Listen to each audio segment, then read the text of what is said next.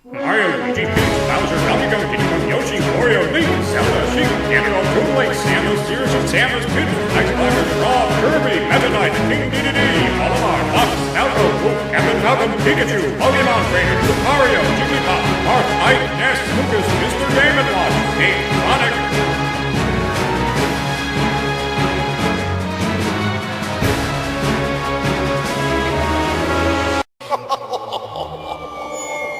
Makes sense. Oh, what fun is there in making sense?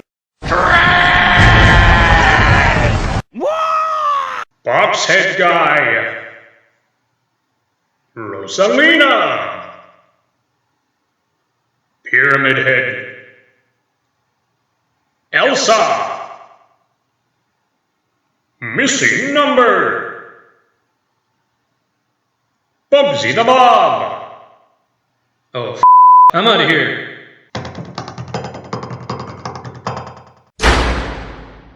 Unikitty, Cadicarus,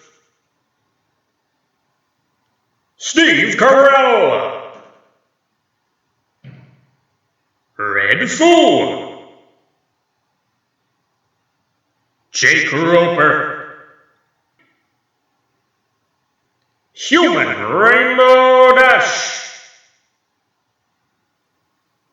Kate the Chaser, PlayStation 3, Yummy Mash, The Diamond Minecart, Lavender Town Ghost, Goat, SMG4, Monty Python, Carly, Lola, Raoul Duke, Windows XP, Eminem, Count Olaf, Princess Celestia, Sackboy.exe, Will Stronghold, Baymax, Zero Suit Baymax, Bad Cop, Boy in a Band, Tennings, Marcel Toyn.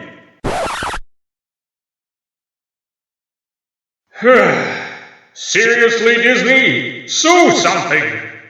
It's Morphin time! Mighty Morphin Power Rangers Morph Sequence! Go, go, Power Rangers! Kaka-pee-pee-poo! Go, go, Power Rangers! Kaka-pee-pee-poo! Go, go, Power Rangers! Mighty Morphin Power Rangers! Rebel 4 of the Brawl Announcer Autumn version. So what do you think of this comment? Urgh, this is going too far. Let's end this. Ready? Fight! Rebel in it. Mask, can you sound like a pure Boston, please?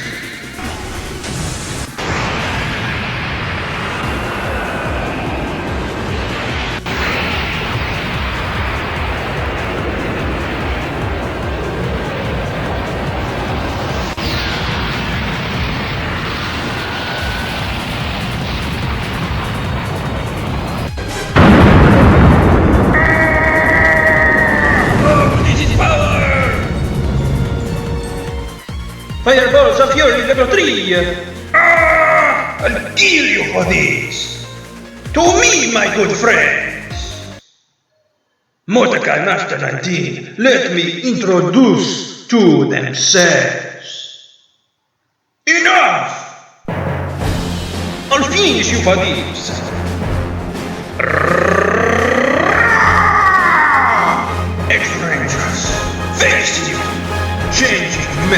Sonic.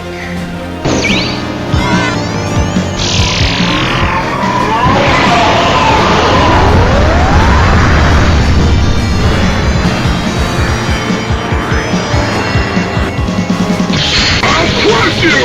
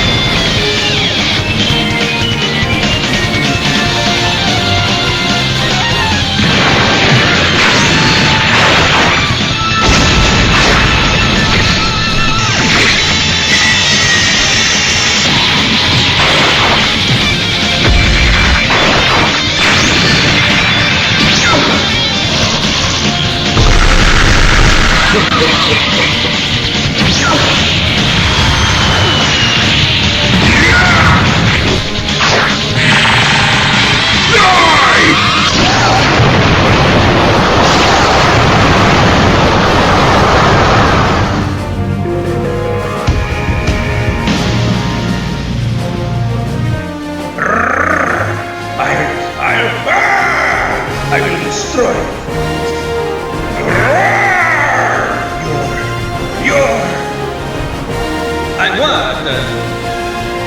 You're the worst I have ever seen. You're evil. Evil. You're evil. You're evil. You're evil. You're evil. You're evil. You're evil. You're evil. You're evil. You're evil. You're evil. I'm the best one, because you are the one that is making fun of me. I want Crystal to be here, but no, I want to stop thinking of Crystal to be here to smash me. Shut up!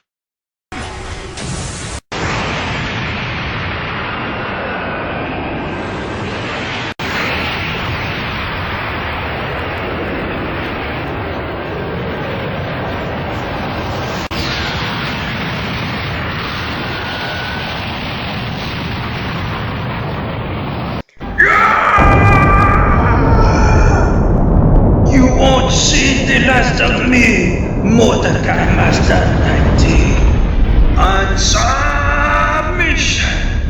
On submission, I tell you. There, now, on submission, you flammable fogs, or I'll use these again. Where's everyone? End of Rebel 4 of the Brawl Announcer, Autumn version. The penultimate episode before the final battle. Previously on the Brawl Announcer. Perhaps the computer operating system went over your head. As such, it is no wonder the majority of people wandering this proverbial cafeteria never bother reading the label of food they consume. After all, humanity has transformed the world into a philosophical cafeteria, picking things from everyone's pure ideologies that please their ego, all the while paying no heed to parts that do not support their self-serving system. Little do you know about the most venomous and most hurtful notion yet. This is all your fault. Have fun coping with that sticking tag. Oh, shut up! I already live with enough guilt than necessary! What's more, I hate the word fault! More than anyone should hate a word ever! Stop blaming us for things we did not do, hey Discord! Dick, I was right! You love making us look and feel bad! You lust for it so much that you're willing to revel in the misery of all sapient life forms! Au contraire. Should you ever play with anyone else's heartstring, you can corrupt their reasoning to support things that are considered unethical. You blame your own misdeeds on us, when ultimately, you are the one at fault. You constantly call the you card, when you really are one. There is no reason for you to earn a legion of merit a disco. Hades, ain't you gonna do something about the situation?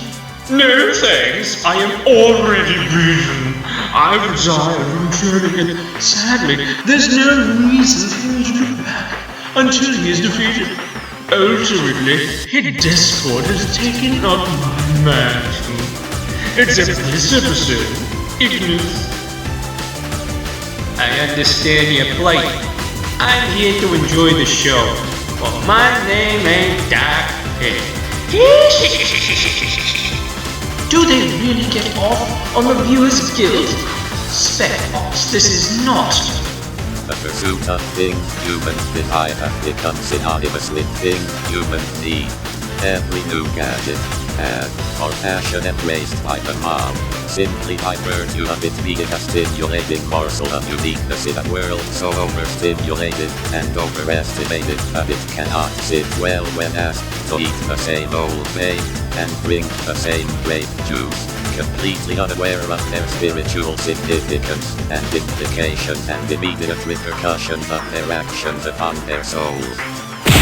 We have returned. No longer are we bound to that wretched fallen elder god Shinnok, or that barbarian Shao Kahn. When this realm is in ashes, you have our permission to perish a discord. And as such, your mockery shall not go unwarranted and unpunished.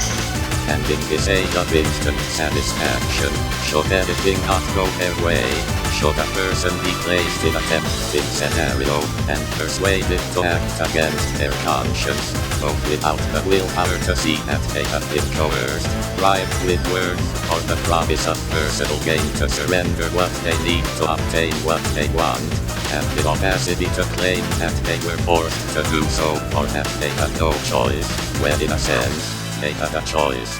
They would have chose not to do so. And really, I would suppose that so long as your heart rules your head, such a statement would ring true. Nice try, hey Discord. If you think you are willing to trick me, just as Eggman has always done, then you are sadly and grievously mistaken. As Pastor Lashan once said, this is no laughing matter.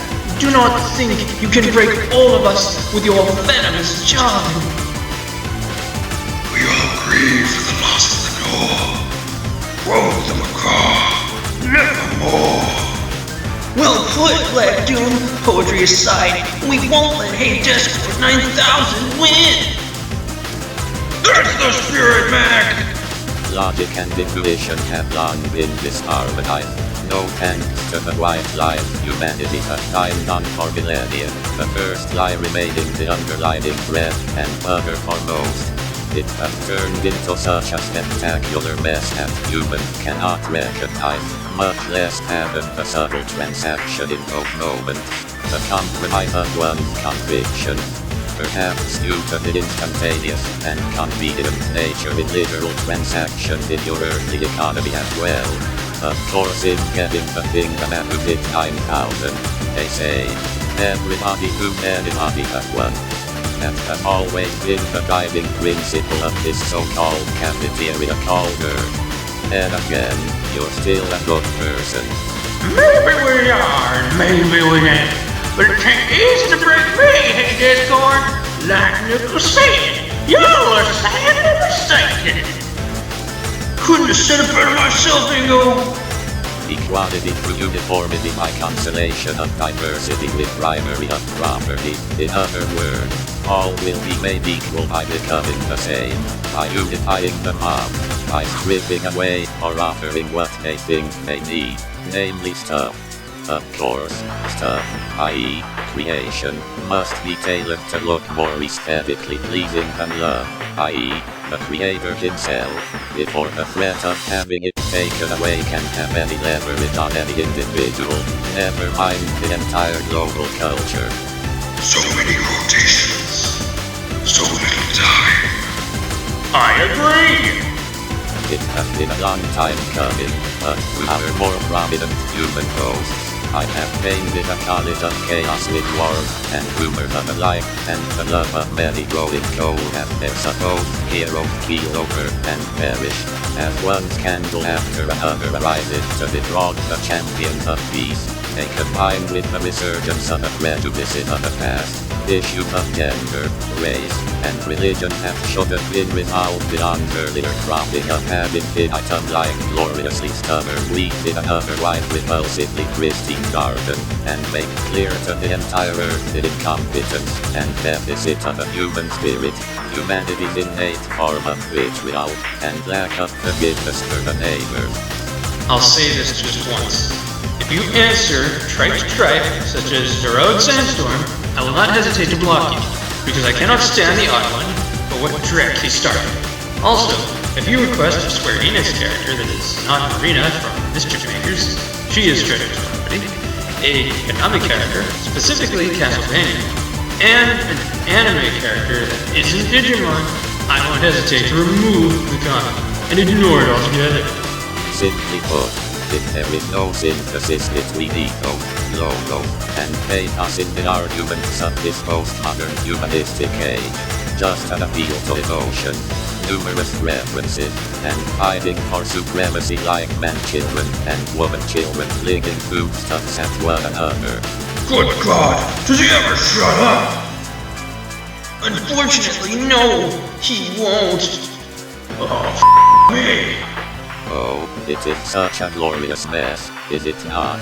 I mean, should an all-out food fight ever break out in this cafeteria, would it not be necessary to sit at a single table to resolve such conflicts proactively and preemptively? Of course, such a resolution would simply grant them with the most popular viewpoint at the table to earn supremacy, merely out of consensus of the preferences of the others, especially considering that both preferences are founded on the first lie, adroitly promoting the pursuit of Godhood through human effort, rather than the imparting of grace. This is worse than GW's speech from Metal Gear Solid 2! I felt like shattering the PlayStation 2 disc afterwards. You can say that again, Big Blue. I wanted to pound Kojerkma with my wings, just enduring such speech as retaliation. You think about all the things that you love to do. It all comes true. Is this kid with anyone? Someone lead him to his parents, please! It may be that individual's notion to push all the tables together in the first place, but what in the blue hell would possess the entire cafeteria to revere such a person as the new class resident aside from gratitude for ending an otherwise insurmountable problem? And more importantly, what would the principal think of such a frivolous election made by his students?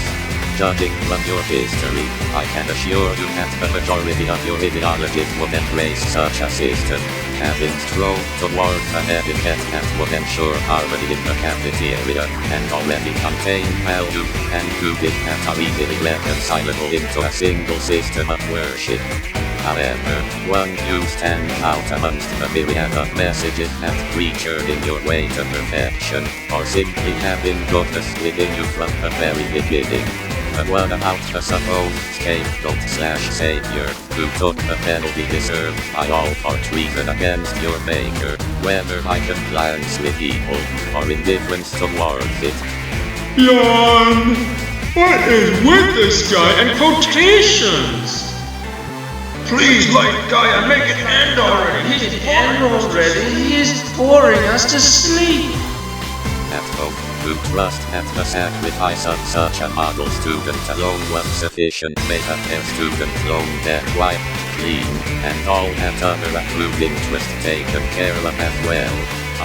But such a simplistic view of eliminating the conflict that instigates food fights in the first place would hinder the union of the table if such divisive convictions are not compromised, and we cannot have that, can we? Besides, I believe that food fights should continue, even after the tables have been united, don't you?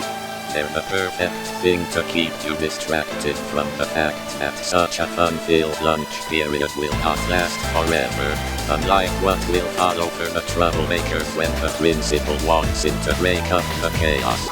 Namely, detention. And most importantly, I want to ask you one more question. Do you feel like a hero yet? English, mother, do you? Fatality. You know what? It's dead! You're never gonna see Pinkie Pie done by Jules Wingfield ever again. I thought I already took care of it 10 episodes ago!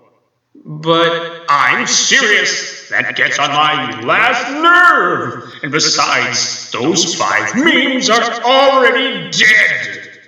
Anyways, meanwhile, back at the plot. Roar! You've gone too far, Christian. Let's end. Matthew, we've already said this. I told you once and I'm not going to tell you again. We're even. And besides, what drove you to pick a fight against me in the first place? Exactly. If you ever pick a fight with me ever again, I will not hesitate to block you. And yes, I will go that far enough to do so. Matthew, look at yourself. You have become a broken shell of a man, always searching for a fight. You have essentially become the male version of Herrick from Impact Wrestling. Seriously, Matthew, what has become of you? He is correct, Matthew. You have been consumed by this very feeling of revenge towards Christian, in which you hold so dearly, purely for the sake of evening the odds with him, when he has already done so last week.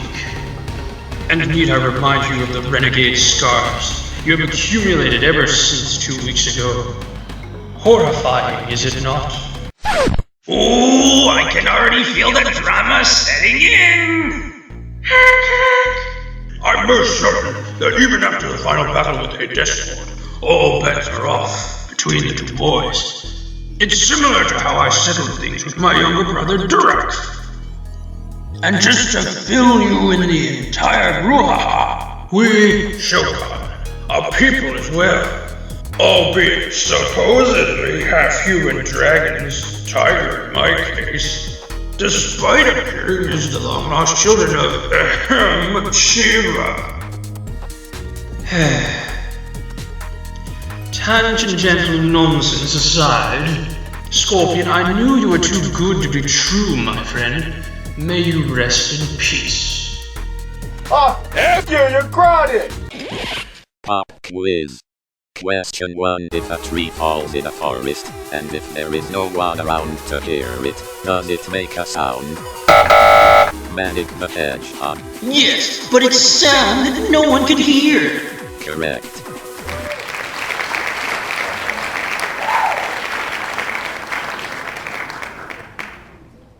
Question 2. What is the sound of one hand clapping? I don't know. Ragnar the Blood Edge. It's just one hand waving, that's all. Now f off and get off my you incorrigible pissant. I've had enough of this storm. Spec Ops, this line ain't. I cannot believe I am saying this, but correct.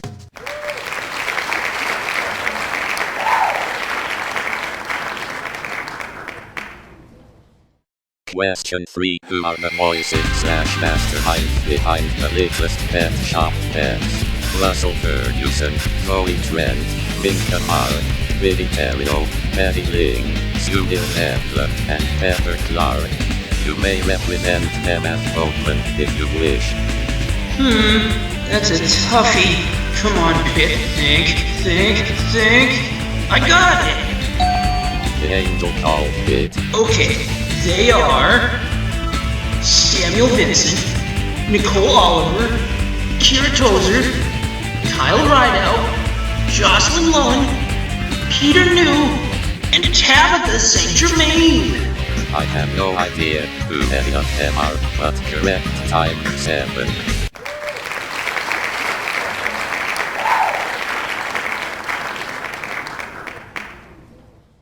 Question 4. The final countdown. How much wood could a woodchuck chuck if a woodchuck could chuck wood? Ass! Is a melon Valentine? In layman's terms, a woodchuck could chuck as much wood if a woodchuck could chuck wood. Oh, curse my ineptitude of creating quiz shows. It's all my fault. You are correct. Again. Oh, don't feel too bad, hey Desker. At least you tried. Why, thank you, Braconk was of questionable origin. The Charizard said I was 10 years too soon. What is he, Kira friggin' Yuki from Virtua Fighter? Well, that's because he is voiced by Mr. Yuki Patu. Then we have no choice. The time for the final battle is now. The time for battle is upon us, Bernadette, and I won't miss a beat of this. What? Already? Okay, next time on the Brawl Announcer, Sonic and crew will gear up for the final battle, which is the penultimate episode before the 200th episode spectacular. And during this time, Razorblade Dale summons the Megazord. Then, Christian admonishes Matthew for battling the former for no reason.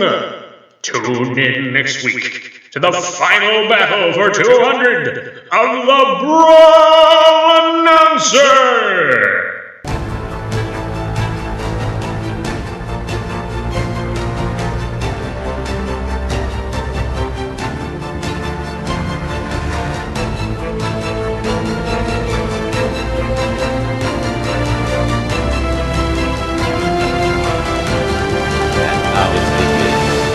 The mockery of my speech logs is either a classic case of pearls before swine, or an indication that my cynical assertions have struck an awakened nerve, and despite any personal blamelessness the viewers may ascribe to themselves, the facts remain hidden in my calculated half-truths, regardless. So, you think that you've thwarted my 9 legions, have you? You don't pay much attention to the calendar, do you? How can you? While your present forms of media have made the familial relational connection between each and every human soul embarrassingly obvious to those with eyes to see and ears to hear, and while this oversight has indeed made the possibility for the truth to spread like wildfire across the globe, for the debased of heart and mind, the internet has not just further disconnected the members of a human family, it has supplemented that connection and utterly replaced anything that once resembled love by bending that outward concern for the well-being of others inwards to create cold, self-centered, zombie-like husks, stumbling through the world, gobbling up anything that even remotely resembles the light that was meant to endlessly dwell in their hearts to guide them through this world of darkness.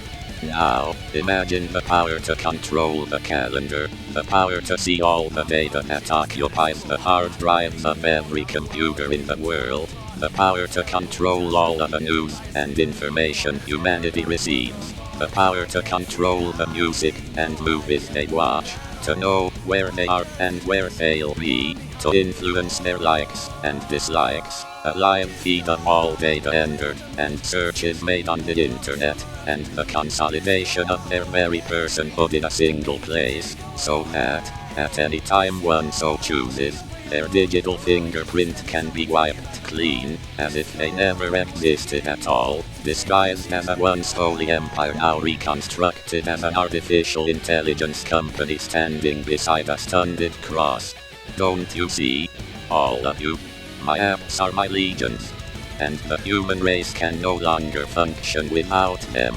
Since my victory is assured, it seems only fair for me, in classic near-victorious villain fashion, having gloated on my accomplishments, to tell humanity their last course of action, their only method to escape evisceration upon the merging of the earthly and heavenly dimensions, the revelation of the truth.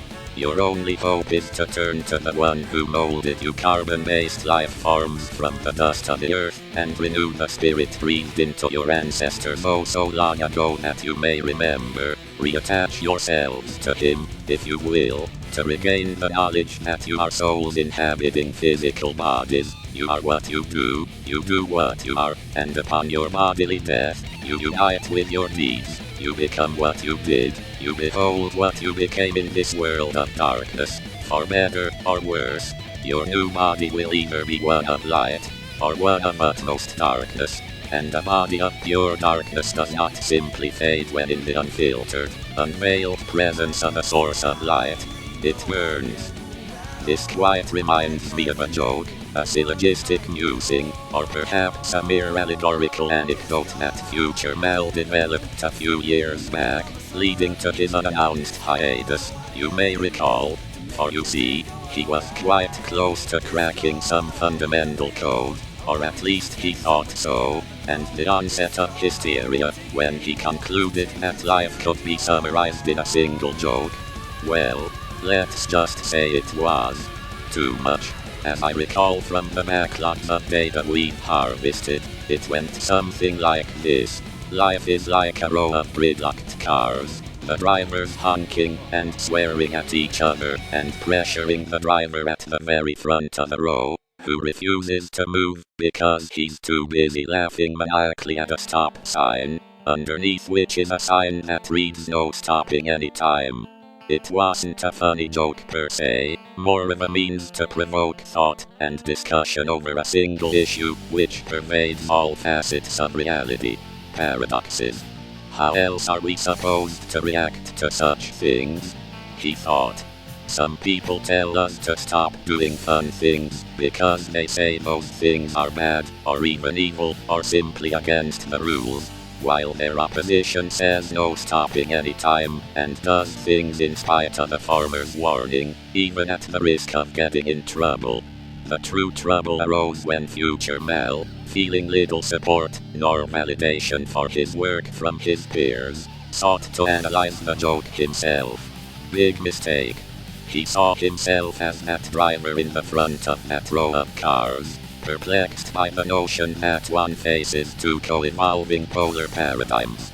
Arbitrary rules versus total anarchy, the former becoming more and more restrictive, while the latter becomes progressively more unbridled, and upon laughing, he, to my chagrin, discovered the insufferable answer that eludes so many. While many would want to uproot such a traffic anomaly and replace it with a yield sign, and an elect group of people may have the influence to accomplish this goal, thinking moderation and compromise is the key to happiness and will lead to a utopia, they fail to think outside the box.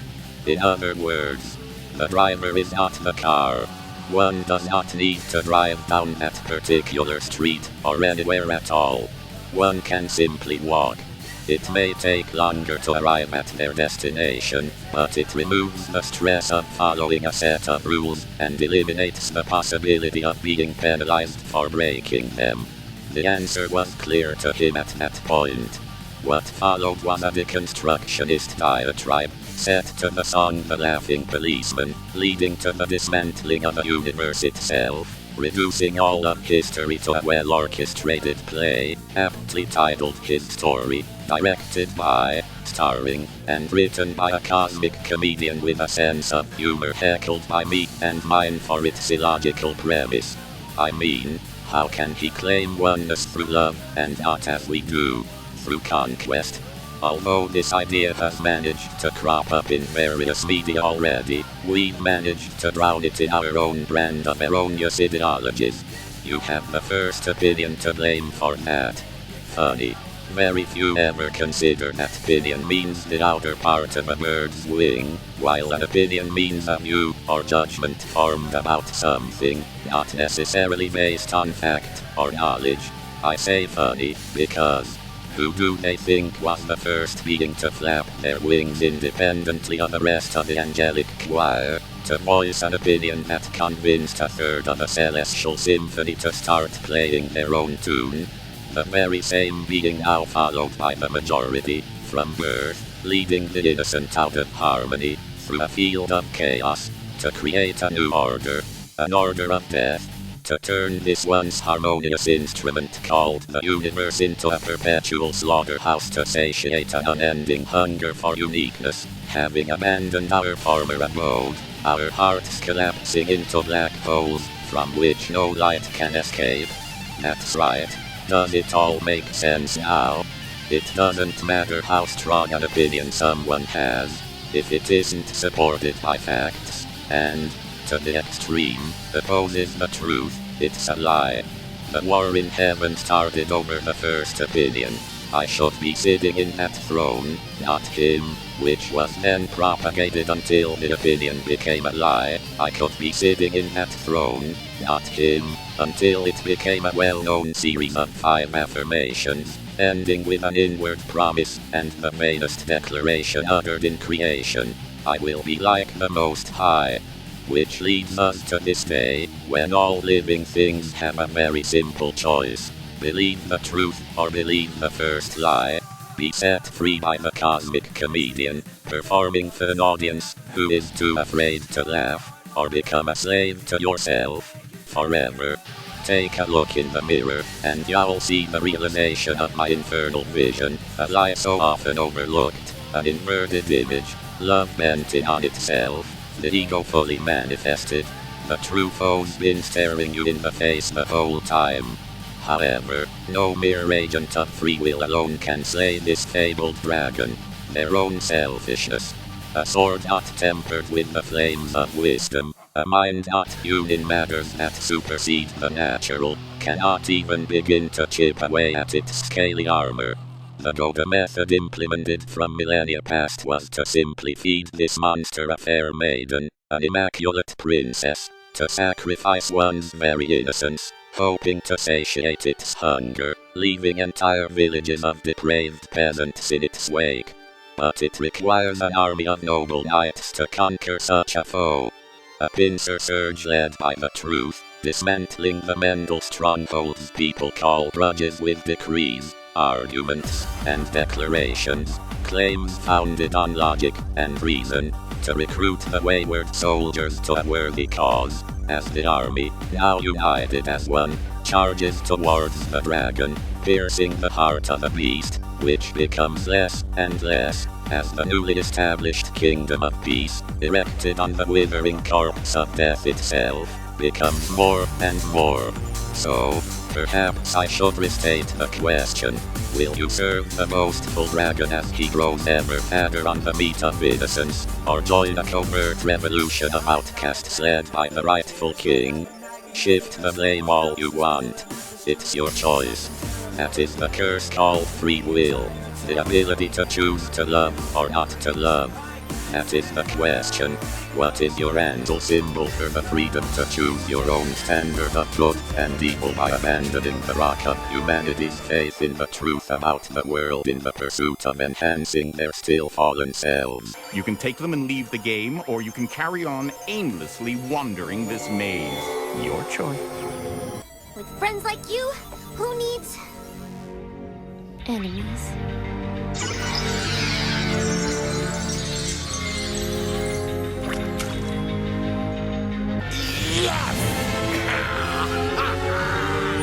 You have a name or phrase that you'd like me to say in the next episode of The Brawl Announcer?